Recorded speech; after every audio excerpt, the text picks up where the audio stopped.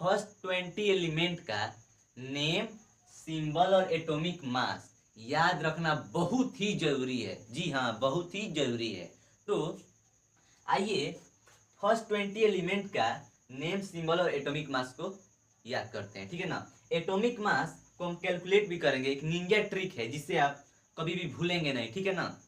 तो एलिमेंट को हमें याद रखने के लिए इसको रटना पड़ेगा। Hydrogen, helium, lithium, beryllium, boron, carbon, nitrogen, oxygen, fluorine, neon, sodium, magnesium, aluminium, silicon, phosphorus, sulphur, chlorine, argon, potassium and calcium, इसे हमें थोड़ा रटना पड़ेगा, ठीक। और सिंबल को भी थोड़ा हमें रटना पड़ेगा। लेकिन जो एटॉमिक मास है ना, इसे हम कैलकुलेट करेंगे, ठीक है ना।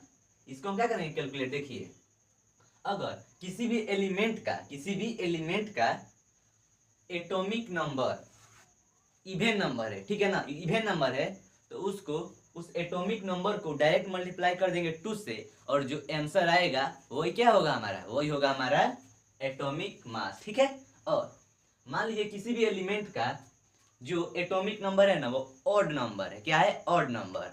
तो क्या करेंगे, उस एटॉमिक नंबर से मल्टीप्लाई करेंगे किसको, 2 से, और लास्ट में प्लस कर देंगे 1, ठीक है ना। तो जो आंसर आएगा वो क्या होगा, हमारा एटॉमिक मास होगा। आइए देखते हैं कैसे। देखिए, पहला ये हाइड्रोजन, हाइड्रोजन का 1 होगा, ये एक्सेप्शन, ठीक है ना।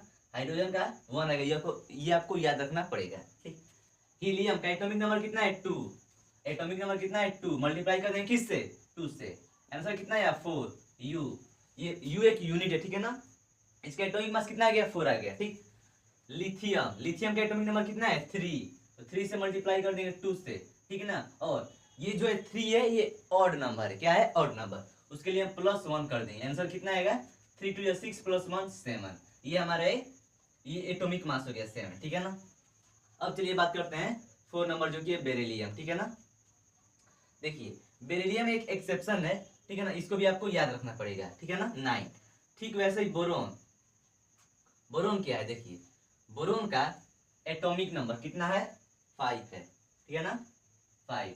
किससे मल्टीप्लाई कर देंगे, 2 से मल्टीप्लाई कर देंगे, ठीक। और जो ये 5 है, ये ऑड नंबर है कि इवन नंबर, ये ऑड नंबर है, तो कर देंगे +1 इक्वल टू, आंसर कितना आ गया, 5 × 2 10 +1 11।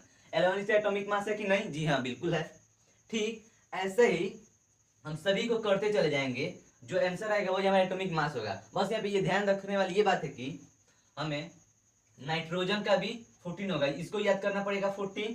और क्लोरीन का एटॉमिक मास, 35.5, इसको याद रखना पड़ेगा। आर्गन का 40। बाकी सब में ये निंजा ट्रिक काम करता है,